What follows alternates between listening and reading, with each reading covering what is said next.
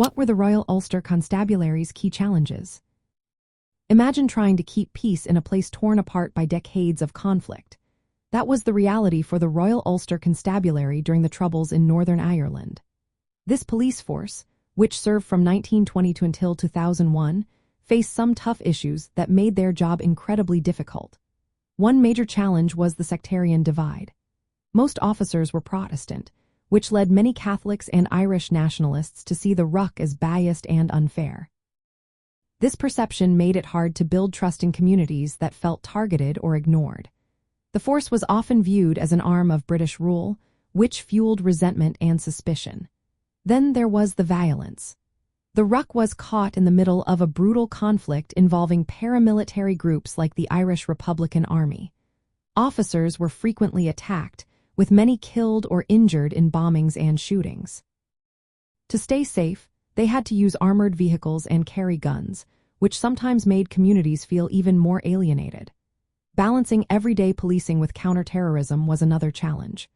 The ruck had to handle riots, investigate paramilitary activities, and control civil unrest all at once.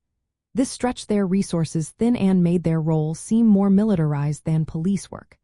Allegations of misconduct also added to their problems. There were claims of excessive force and mistreatment of suspects, which led to investigations and reforms.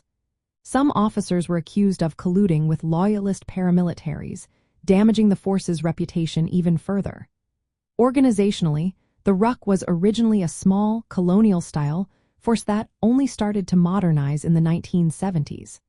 Before that, they lacked the manpower and equipment needed for the scale of violence they faced.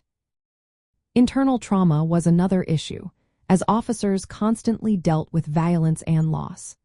After the Good Friday Agreement in 1998, the ruck faced the task of transforming into a more community-focused police service.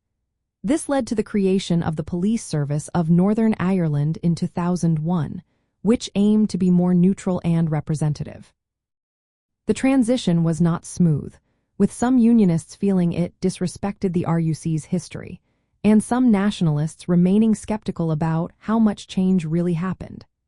Learning about these challenges helps us understand how policing was intertwined with the political and social struggles during the Troubles.